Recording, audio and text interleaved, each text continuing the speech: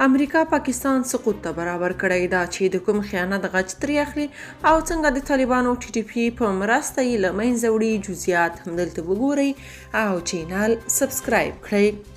یوسف زي لیکلي کله چې جمهوریت و نو ځینې تورونه به ولګېدل چې دا د افغانستان د استخباراتو لخوا یې ملاتړ کیږي، خو دغه وایرس تر هغې نیم ژوندی وساتل شو تر څو حکومت وپرځېد او امریکا ته د خدمت زمینه برابره کړه.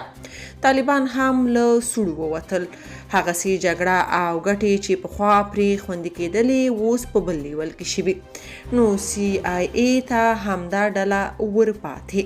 امریکا په افغانستان کې خپله ماتې په تاریخ کې نه هیروي او د ماتې تر شا هیڅ یو هیواد هم نشي معاف کولی. دا د اوښ خاصیت په دغه ملک کې شته. په تیره بیا داسې هیواد لکه پاکستان چې ورته د دوست په جامه کې تل ځان ښودلی، شرموونکې ماتې ورکوونکې ته یې سزاګانې ټاکلي، هغې کې د پاشل تجزیه او ویجاړېدو جزا پاکستان ته رسیدلې ده. دا شکست د نړۍ تاریخ کې لیکل شوی او عاملین یې د معافیت هیڅ توجیه نه لري. د سیمې د استخباراتو د معلوماتو پر بنسټ سپینه ماڼۍ د پاکستان د مطلق تجزیې او ګړنګ ته غورځېدو بیداره، دوامداره او تر ټولو جدي هڅې پیل کړي دي. د دغو هڅو یوه برخه د ټي ټي پي ډلې د خورا غښتلي پلان دی. دغه ډله به وپړسېږي، د پوځ زور به پرې ځکه نه رسېږي چې دننه هلته هم نفوذ لري. نفوذ لوړپوړي چارواکي به یا یې مخنیوی کوي او یا به یې د دغه ډلې د ځپلو عملیات پوځ او بې ګټې کړي.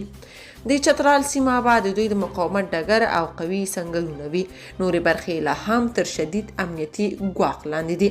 پاکستان پوهېدلی چې نورې کاسه په بل نسکورېدونکې ده. له طالبانو یې د مرستې غوښتنه کړې، هغوی د امریکا سره په غوټه بندي، نو د خپل مسلمان ورور نه یې بخښنه غوښتلې. اوس پاکستان پر امریکایي او اوسني حاکمانو د فشار هر هغه آلې ته لاس اچولی چې د دوی په واک کې دي.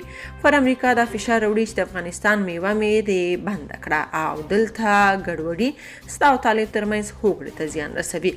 پر اوسني حاکمانو دغه مسئلې ته زور ورکړی چې مهاجر مو تنګوو، ښځې بې عزته کوو او ستاسې پر وړاندې حساسیتونه زیږوو. دغه ویډیوګانې چې سوشل میډیا ته راوځي دا عمدي او د دوی په خوښه دي چې افغان تورسرې په بې رحمۍ د پښو لاندې کوي.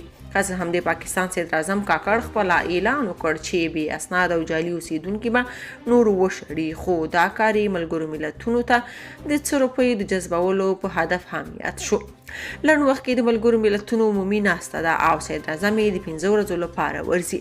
هلته امریکې کې به زیاتې دروازې وټکوي، خو د عمران خان لرې کولو وروسته د امریکا دوه مخي سیاست د دوی د هدف ښکارندویي کوي. مخکې پرې راوپرځوو، اوس یې بیرته د خلیلزاد په خوله ملاتړ کوي. هلته ټاکنې هم روانې دي، نو جنجالونه او نتیجه یې د منلو او نه منلو زنګونه همدا اوس نکړنګوي. اقتصادي اړخ به یې پرېږدو، سیاسي باد به یې دا دی چې د اوسني حکومت د ګټو پر ضد د دوی اقدامات هغه څه بیانوي چې پاکستان یې مجبور کړی. مجبورن د خپلو نازولو طالبانو د حکومت پر خلاف عسکري او اقتصادي اقدامات شروع کړي دي. دا مجبوري د ټي ټي پي تقویت دی. امریکا به دغه ډله ځکه ژر پیاوړې کړي چې هلته لا هم مدرسې فعالیت کوي او د ځینو چې د پاکستان پوځ یې مخه نیسي تولید یې پرېمانه پاتې. حقانیه مدرسه یې ځکه بنده کړه چې د مدرسې طالبان او پخواني تولیدات د ټي ټي پي څخه لوی ښامار جوړولی شي. وړاندوینه دا ده چې پاکستان ډېر وروسته اقدام وکړ او هیڅ ځای نشي نیولی. د ټي ټي پي پړی لري نه ده چې د پاکستان مرۍ ته وغورځي او حلقه ویزه تصویر یې له اوسه متصوره ده. که تاسو په دې اړه څه نظر لرئ په کومنټ کې شریک او چینل سبسکرایب کړئ.